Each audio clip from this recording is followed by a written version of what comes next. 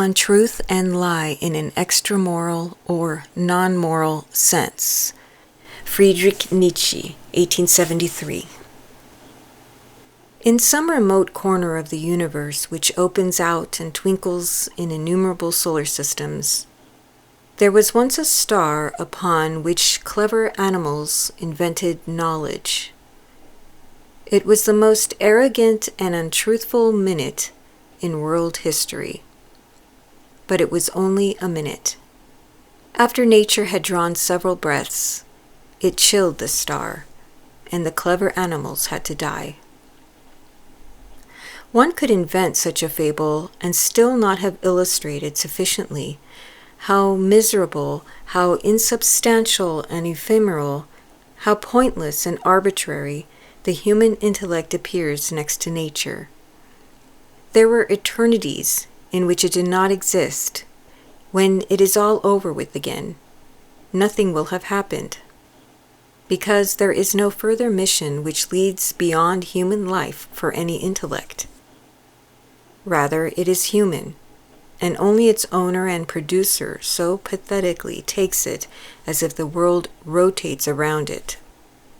If, however, we and the gnat could understand one another, we would perceive that even the gnat floats through the air with the same pathos and imagines itself the flying center of the world. Nothing in nature is so reprehensible and small that it will not, through a little puff of that power of knowledge, immediately swell up like a balloon. And as every porter wants to have his admirers, so the most vain human being, the philosopher, supposes that he sees the eyes of the universe telescopically directed at his behavior and thoughts from all sides. It is remarkable that the intellect should bring this about. After all, it was given only as a stopgap to the most unfortunate, delicate, transitory beings in order to sustain them for a minute of existence, from which otherwise, without that extra gift, they would have every reason to fly as rapidly as Lessing's sun. That arrogance, bound up with knowledge and perception, a masking mist which lies over the human eyes and senses, thus deceives them concerning the value of existence, owing to the fact that it bears within itself the most flattering appreciation of knowledge itself. Its most general effect is deception, but even the most particular effects bear something of a similar character within themselves. The intellect, as a means for the preservation of the individual, develops its principal power in dissimulation. Then this is the means through which the weaker, less robust individuals preserve themselves, as some they are denied the chance to conduct the battle for existence with horns or carnivore's sharp teeth. This art of dissimulation comes to its peak in humans. Here the deception, flattery, lies, and treachery, the behind-the-back comment, self-promotion, life in borrowed glamour, masquerade, concealed convention, role-playing for others and for one's own self. In short, the incessant fluttering about around the single flame of vanity are so much the rule and the law that almost nothing is more inconceivable than how an honest and pure urge toward the truth could arise among humans. They are deeply immersed in illusions and dream images. Their eye slides around over the surfaces of things and sees forms. Their perception nowhere leads to truth, but rather contents itself with receiving stimuli, and, as in blind man's bluff, with playing with the backs of things. Besides, people allow themselves to be lied to in dreams at night throughout a lifetime, without their moral sense ever trying to stop this, whereas there are reputed to be people who, through sheer willpower, have overcome snoring. What do people actually know about themselves?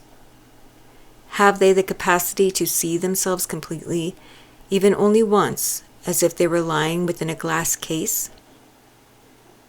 Doesn't nature conceal most things from them, even about their own bodies, the winding intestines, the rushing flow of the bloodstream, the tangled fibers quivers, in order to banish and confine them in a proud charlatan's consciousness. She threw away the key, and woe to the fatal curiosity which once might see outward and downward through a crevice in the chamber of consciousness, and which presently guesses that it is resting on the merciless, greedy, insatiable, murderous among humans, indifferent to his ignorance, and like one who hangs on the back of a tiger in dreams. Whence in all the world under these circumstances comes the urge to truth? Insofar as the individual wants to preserve itself over against other individuals, in a state of nature, it uses intellectual matters mostly just for deception. Since, however, humans want to exist socially, like herds, mostly out of necessity and boredom combined, they need a peace treaty and try at least to banish the most important bellum omnium contra omnes from their world. This peace treaty involves what appears to be the first step toward the acquisition of that puzzling urge towards truth. Now, that is, it is established what will be truth hereafter. In other words, a uniform, valid, and compulsory designation of the matter has been devised, and the linguistic legislation yields the first laws of truth. For the contrast between truth and lie arises here first. The liar uses the valid designation, the words, in order to make the unreal appear to be real. For example, one says, "I am rich," when poor would be the correct designation for one's precise state. One misuses the established conventions through arbitrary exchanges or even reversals of the names. If one does this in self-interested and other harmful ways, the society will no longer trust one and will exclude one. Thereby humans don't flee fraud so much as being harmed by fraud. What they hate at this level is not deception, but the unpleasant, hostile consequences of certain types of deceptions. In a similarly narrow sense, people also want only the truth. They demand the agreeable, life-affirming consequences of the truth, but they are indifferent to pure, inconsequential knowledge. They are even hostilely disposed towards truths which might be harmful and destructive. And furthermore, what about linguistic conventions? Are they really products of knowledge, of the truth sense? Are the designations identical to the things? Is language the adequate expression of all realities? People can come to imagine that they possess a truth to the extent just designated only through forgetfulness. If one doesn't want to content oneself with truth in the form of a tautology, that is, with empty shells, one has constantly to deal in illusions for truths. What is a word? The representation of a nerve stimulus in sound. But it would already be the result of a false and unjustified application of the principle of sufficient reason to infer a cause outside us from the nerve stimulus. How dare we, if truth alone had been decisive about the genesis of language, if the criterion of certainty alone had been decisive about designations, how dare we say, "The stone is hard," as if the word hard were otherwise known to us and not only as an entirely subjective sensation? We classify things according to grammatical genders. We designate a tree as masculine, a plant as feminine. What high-handed figuration! How far flown beyond the canons of certainty! We speak of a snake. The designation matches nothing but the twistiness, so one could apply it also to a worm. What high-handed differentiations! What biased favoritism, now this, now the other quality of things! The different languages, set beside one another, show that neither the truth nor an adequate expression depends on words, for otherwise there would not be so many languages. The thing in itself, exactly that which would be a pure inconsequential truth, is in fact entirely incomprehensible to the shapers of language, and is not in the least worth the effort. They designate only the relations of things to humans, and appropriate the most audacious metaphors to help express them. A nerve stimulus, in the beginning figured into an image. First metaphor. The image then imitated in a sound. Second metaphor. And every time a leap beyond one sphere into the midst of one which is entirely other and new. One can imagine a person who is entirely deaf and had never had a perception of tone or music, how such a person marvels at, say, Chladni's sound figures in the sand, finds their cause in the vibrations of the string, and then will swear that he must know what people call tone. So it is with all of us and language. We believe we know something about the things themselves if we speak about trees, colors, snow, and flowers. And yet we possess nothing but metaphors for things, which by no means correspond to the original essences. As the tone appears as the sand figure, so the enigmatic X of the thing in itself appears once as nerve stimulus, then as image, finally as sound. In any case, therefore, the origin of language did not happen logically, and the whole substance in which and with which the person of truth, the researcher, the philosopher, fashion and build comes, if not from Cacunobolopolis, then in any case not from the essence of things. Let us think especially, however, about the formation of concepts. Every word immediately becomes a concept this way. It is supposed to serve not just as a reminder of the primitive experience to which it owes its origin, which is unique and in every way individualized, but is simultaneously to suit countless more or less similar, that is, strictly speaking, never alike, therefore absolutely unlike cases. Every concept originates from the making similar of dissimilars. Just as surely as no leaf is ever entirely like another, so surely the concept leaf is formed by arbitrarily abandoning these individual differences, by forgetting the distinctions, and now the representation arises as if there were in nature a leaf, apart from leaves, something like a primitive form, after which all leaves were woven, designed, calibrated, colored, crimped, and decorated, but by maladroit hands, so that no correct and reliable example might result as a faithful replica of the primitive form. We call someone honest. Why has he acted so honestly today, we ask. Our answer usually runs, because of his honesty. Honesty. One more version of the leaf is the cause of the leaves. We know absolutely nothing about an essential quality called honesty, but rather just numerous individualized, thus different actions, which we make similar by overlooking their dissimilarities, and then designate as honest actions.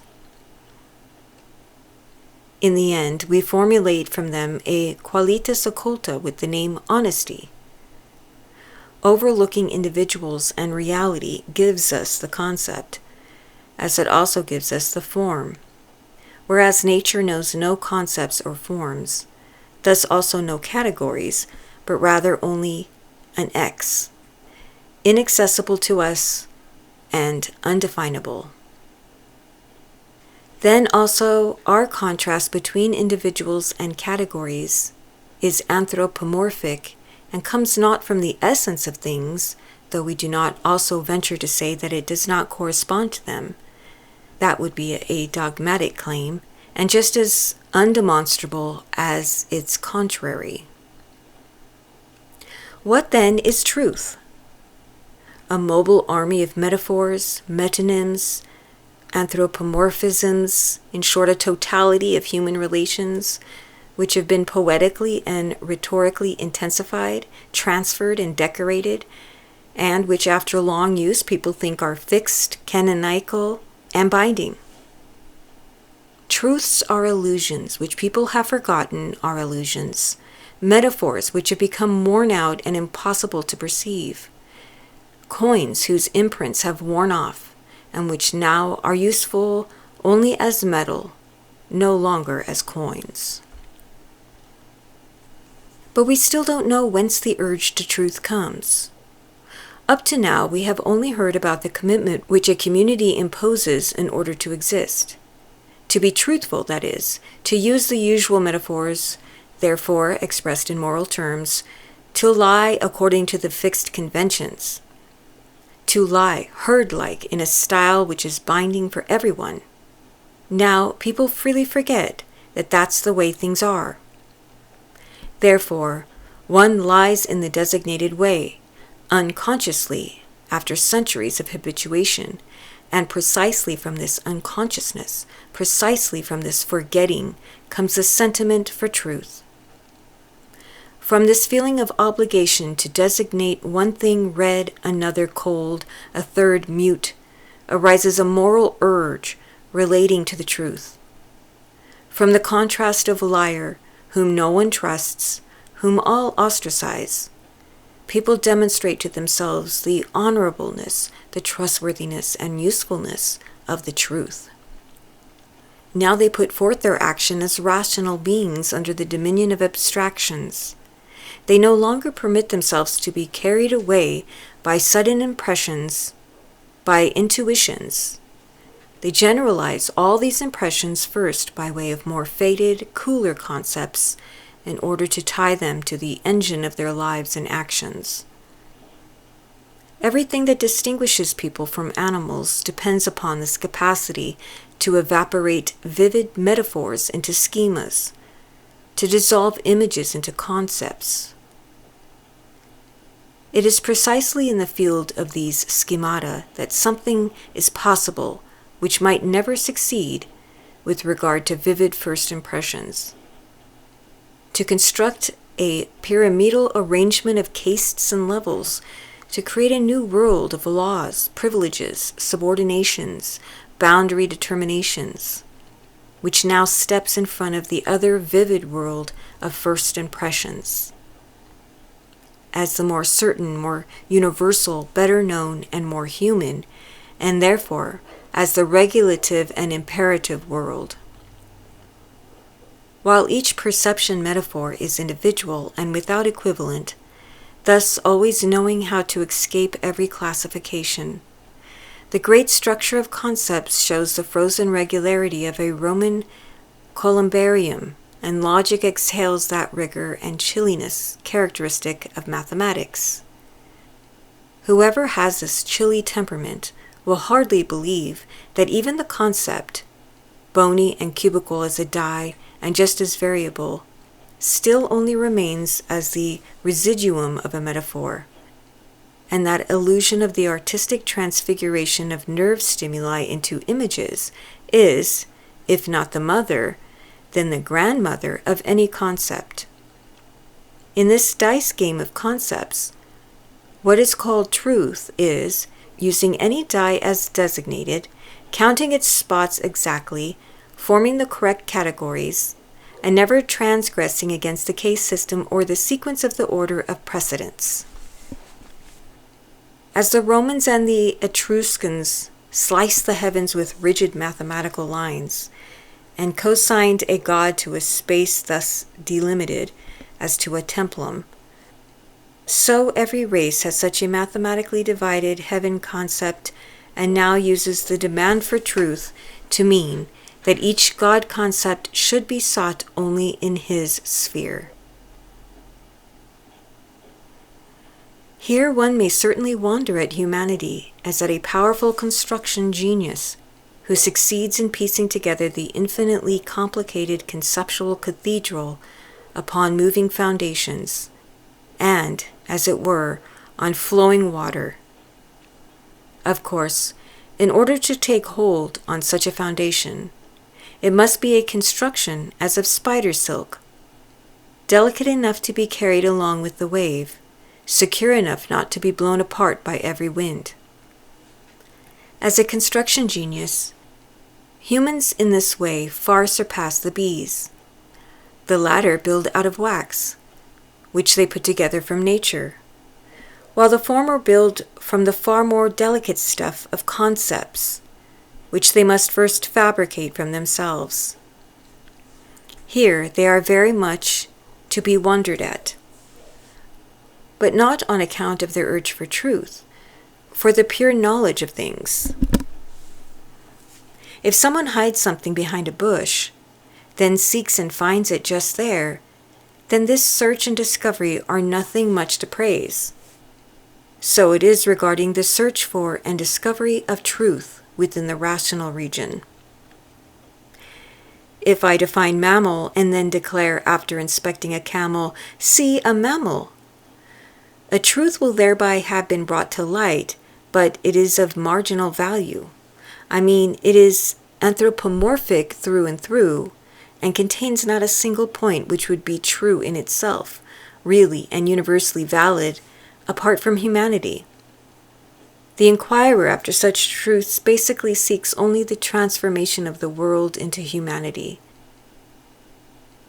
One strives for an understanding of the world as a human thing, and at best forces in oneself a feeling of assimilation. Like astrologers who observe the stars in the service of humanity and in connection with its well-being and suffering, so such inquirers observe the whole world as it bears on humanity, as the infinite broken echo of a primal sound, humanity, as the reproduced replica of one primal image, humanity. Their policy is to take humanity as the measure of all things. In so doing, they proceed from the error of believing that they have the unmediated thing before them as pure object. Thus, they forget the metaphoricity of the original perception metaphor and take it as the thing itself. Only by forgetting that primitive metaphor world, only by the hardening and stiffening of an original welter of images gushing forth in molten fluidity out of the primal capacity of human fantasy, only by the unconquerable belief that this sun, this window, this table might be truth in itself, in short, only by humanity's forgetting itself as subjects, and indeed as artistically creating subjects, do they live with some calm, security, and consistency. If they could be outside the prison walls of this belief for only a moment, it would be all over for their self-consciousness. Already this costs them trouble of admitting to themselves that the insect or the bird perceives an entirely different world from that of humanity. And the question of which of the two perceived worlds is correct is entirely meaningless, since it would have to be measured by the standard of correct perception, that is, with a non-existent standard. Actually, however, it seems to me that the correct perception, which would have to mean the adequate expression of an object in the subject, is a contradictory nothing between two absolutely different spheres, as between subject and object. There is no causality, no correctness, no expression, but rather, at most, an aesthetic relation. I mean a suggestive transference, a stammering translation into an entirely foreign language, for which, however, in any case, a mediating sphere and a mediating power freely rhetoricizing and freely inventing are needed. The word appearance contains many seductions. That's why I avoid it as much as possible, since it is not true that the thing's essence appears in the empirical world. A painter who loses both hands and wants to express in song the image which occurs to her will disclose still more by this exchange of spheres than the empirical world discloses of the essence of things. Even the relation of the nerve stimulus to the image brought forth is in itself nothing essential.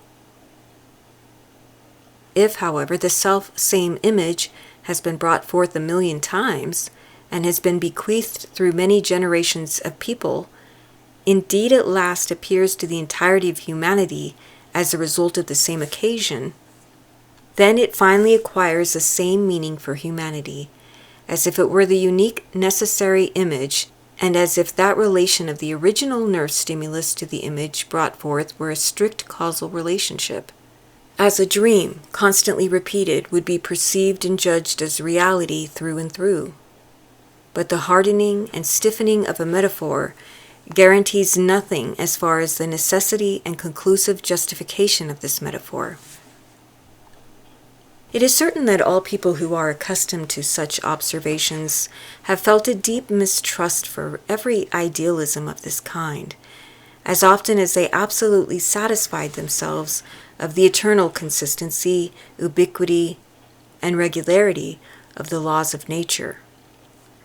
Here everything, as far as we press from the heights of the telescopic world to the depths of the microscopic world, is so secure, perfected, infinite, law-like, without lack.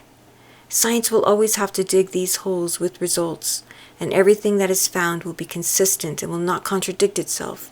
How little is this like a product of fantasy, for if it were such, it would, after all, have to disclose its simulation and unreality somewhere. Against this, it can be said that were everyone to have a different sense perception for him or herself, could we ourselves perceive sometimes as a bird, sometimes as a worm, sometimes as a plant? Or were one of us to see the same stimulus as red, another as blue, a third even hear it as a tone, then no one would ever talk about the law-likeness of nature, but rather they would grasp it only as a most highly subjective creation. So then, what is a law of nature really for us? It is not known to us in itself, but rather only in its effects, that is, in its relations to other laws of nature, which again are known to us only as a sum of relations. Therefore, all these relations still only further refer to one another, and their essences are to us thoroughly incomprehensible. Only that which we import, time, space, thus a succession of relations and quantity, is really known to us. Everything wonderful, however, which we behold in the law of nature, which demands our explanation and which could seduce us into the mistrust of idealism, lies precisely and entirely only in the mathematical strictness and inviolability of the notions of time and space. We produce these, however, in ourselves and out of ourselves with the same necessity with which the spider spins. If we are forced to apprehend all things only under these forms, then it is not so surprising that we apprehend only these forms in all things. They all must bear the law of numbers in themselves, and it is precisely number that is most astonishing in things. All the regularity which impresses us so in the stars' courses and in chemical processes fundamentally coincides with those characteristics which we ourselves import into things, so that we thereby impress ourselves. Thus it follows from this, indeed, that artistic formation of metaphor with which each of our perceptions begins already presupposed those forms, and therefore is completed with them. Only from the firm persistence of these primal forms accounts for the possibility that still further on a building of concepts could be constituted from the metaphors themselves. This is, namely, a counterfeit of time, space, and numerical relations from the ground of metaphors. As we have seen, originally language, and in later times science, works on the construction of concepts. As the bee builds the cells and at the same time fills the cells with honey, so science works ceaselessly on its great columbarium of concepts, the tomb of intuition, always building new and higher floors, shoring up, purifying, renovating the old cells, and is concerned above all to fill up that monstrous heaped-up substructure and to set the entire empirical world, that is, the anthropomorphic world, in order. If even active humans bind their lives to reason and its concepts, in order not to be washed away and not to disappear, then the inquirers build their hut close to the tower building of science in order to be able to assist in it and to find themselves a refuge under the extant completed part. And they need a refuge, since there are frightening powers which continually throng in upon them, and the scientific truth contrasts with the truth of an entirely different kind, which bears the most dissimilar trademark. That urge to metaphor formation, that fundamental urge of humanity, which one cannot count out for a moment, since one would then be counting out humanity itself, is in truth not overcome and is hardly even tamed, thanks to the fact that a regular and rigid new world is built out of its desiccated products, the concepts, as a fortress for humanity. It seeks a new region for its activities and another channel, and it finds it in myth, and actually in art. It continually tangles the categories and cells of concepts, because it puts forth new figurations, metaphors, metonyms. It continually shows the lust to fashion, the extant world of the awake person, to be irregularly variegated, disjointedly incoherent, fascinating and always new, as is the world of dreams.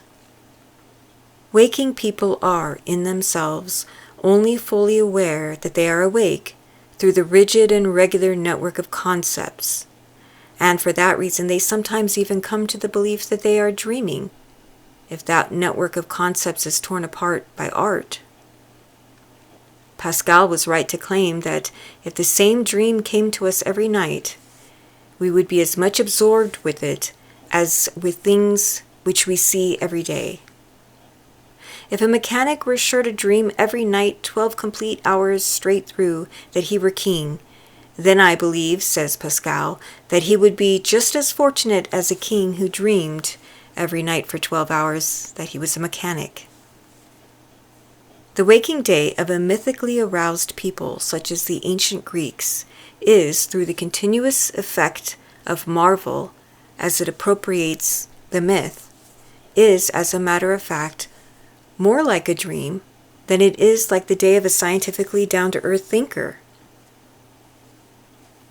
If any tree could speak as a nymph some day, or a god in a bull's skin could drag a young woman away, if the goddess Athena herself is suddenly seen as she drives through the markets of Athens with a beautiful team of horses, in Pisistratus's company, and an honest Athenian believes it, then anything is possible in any moment, as in a dream, and all nature swarms around people as if it were only a masquerade of the gods, who only make a joke of deceiving humanity in all shapes. Humans themselves, however, have an unconquerable tendency to let themselves be deceived, and are like people enchanted by good fortune if the rhapsody narrates an epic tale to them as true, or if a player in a play acts the king's role still more regally than reality shows the king to be. The intellect, that master of dissimulation, is free and is released from its former slave labor, so long as it can deceive without harm. Then it celebrates its Saturnalia. It is never more wanton, richer, more arrogant, cleverer, and more audacious. With creative delight, it jumbles up metaphors and shifts the boundary markers of abstractions, so that, for example, it designates the stream as the moving path which carries people places they otherwise walk. Now it has thrown off the sign of its servitude, formerly concerned to show with gloomier officiousness the path and the toll to some poor individual who lusts after being. And like a servant of a master who is setting out for plunder and loot, now it has become the Lord, and may wipe off the expression of indigence from its face. Whatever it does now, in comparison with its former conduct, everything conveys dissimulation in itself, as the earlier bore distortion in itself. It copies human life, but takes this as a good thing, and appears to be quite content with it.